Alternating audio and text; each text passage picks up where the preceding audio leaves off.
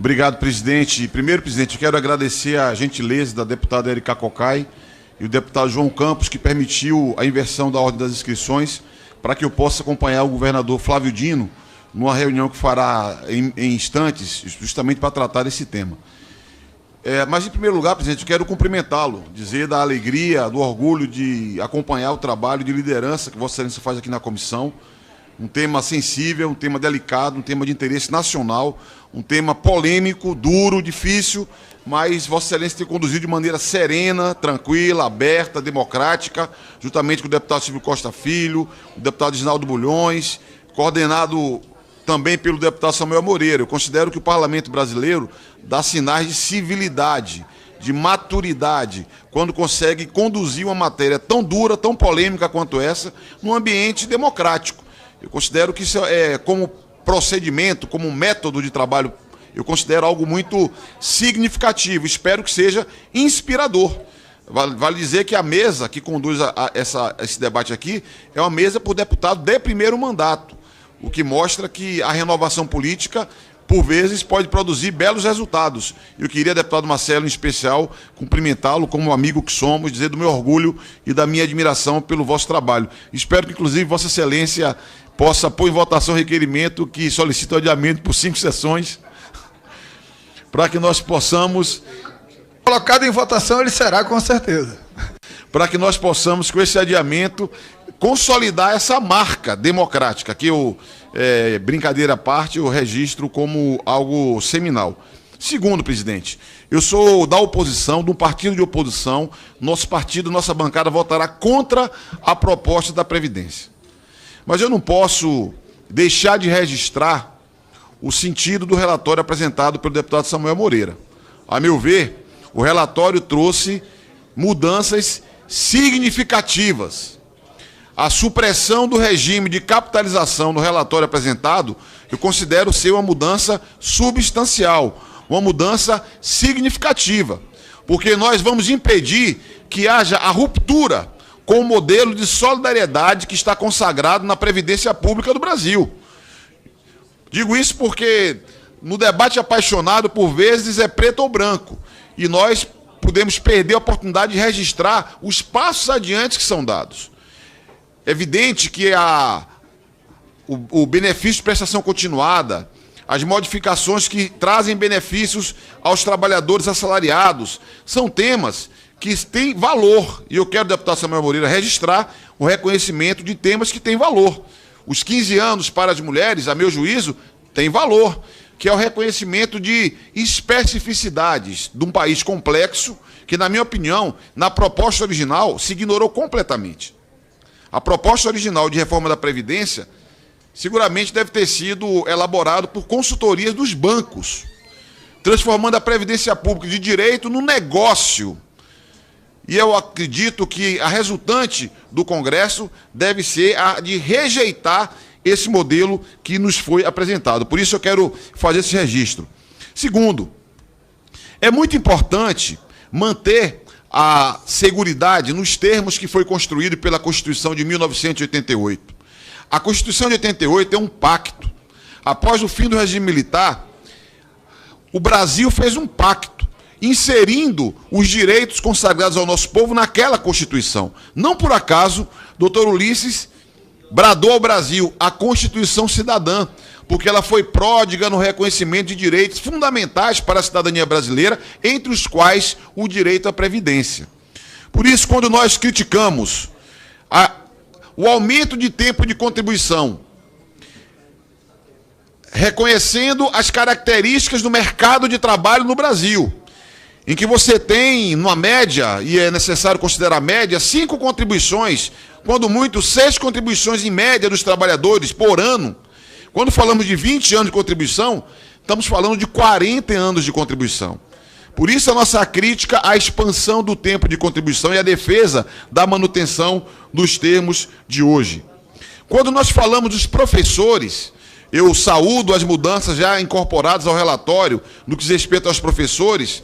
Veja, eu sou casado com uma professora que acorda às 5 horas da manhã, fica 1 hora na condução, ônibus e metrô, para chegar na escola 8 de maio, na cidade Aê Carvalho, zona leste de São Paulo. Durante um tempo, ela ficava na condução mais 1h30 para chegar na Vila Carioca, numa segunda matrícula, numa segunda escola, para dar aula, numa remuneração bastante pequena, bastante modesta, para a função que tem um educador. Eu acompanho a lida dela, a luta dela todo dia. Não é simples, numa escola pública, com a infraestrutura que nós temos, com as instalações que nós temos, com a pressão, porque nos bairros populares a demanda por educação é gigantesca. Os professores que acolhem os filhos dos trabalhadores incorporam muitas vezes os problemas até familiares que eles vivem. Ser professor no Brasil é uma atividade de alguém que é apaixonado pela educação, apaixonado pelo país, apaixonado pelas nossas crianças e lutam para produzir sonhos, para viabilizar a esperança dessas crianças. E nós não podemos tratar os professores e as professoras nos termos que o governo pretende. Nós temos que reconhecer as especificidades, as características dessa atividade. Passos adiante foram dados? Sim. Mas é necessário nós mantermos, inclusive na Constituição, eu defendo, senhor relator, manter na Constituição a diferenciação para os educadores.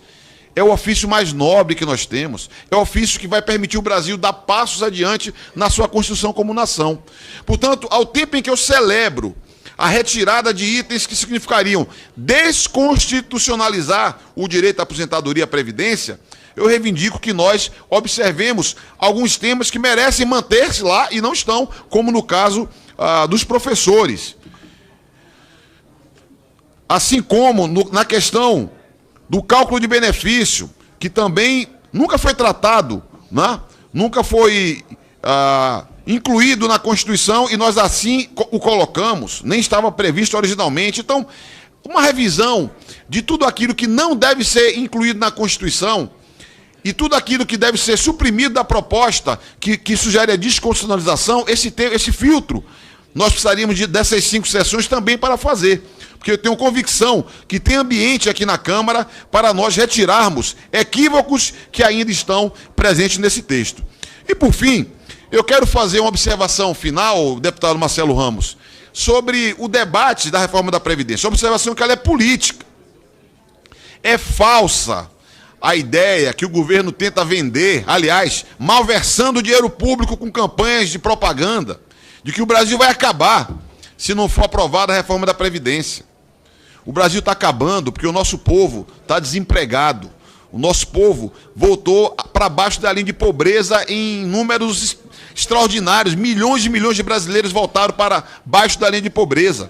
O que o Brasil carece é de crescimento econômico, que se dará com investimento público, se dará com a ruptura da leitura dogmática sobre a economia. Eu recomendo a todos os meus colegas a leitura dos artigos do senhor André Lara Rezende, um dos pais do Plano Cruzado, tucano de carteirinha, colega de partido do deputado Samuel Moreira. O André Lara Rezende, que não pode ser acusado de esquerdista, tem decantado em prosa e verso, falado para quem quer ouvir, que é necessário romper com essa dogmática liberal. Nos Estados Unidos se debate esse tema. No Brasil tudo é dogma, é uma discussão econômica religiosa. Então, não pode crescer a dívida pública, mas por quê? Onde é que está escrito isso? Em que manual? Não pode crescer o endividamento do Estado. Qual que é o endividamento do Japão, dos Estados Unidos, de países centrais da Europa? Numa situação extrema, o Estado tem que induzir a retomada do crescimento econômico. Nós poderíamos fazer um debate, enfrentar abertamente o debate sobre a reforma tributária que desonere a produção, criando mecanismos para estimular o desenvolvimento econômico. Nós deveríamos debater subsídios no Brasil, os chamados gastos tributários, em que dezenas de setores, já que não se faz a reforma tributária, se faz arremedos para atender pressão de setores e centenas de bilhões de reais são transferidos nas formas de subsídios para beneficiar um ou outro setor. Dinheiro que poderia ser utilizado no investimento, estimulando a retomada da atividade econômica. Portanto, o Paulo Guedes deveria ser ministro da Economia, não ministro da PEC 6.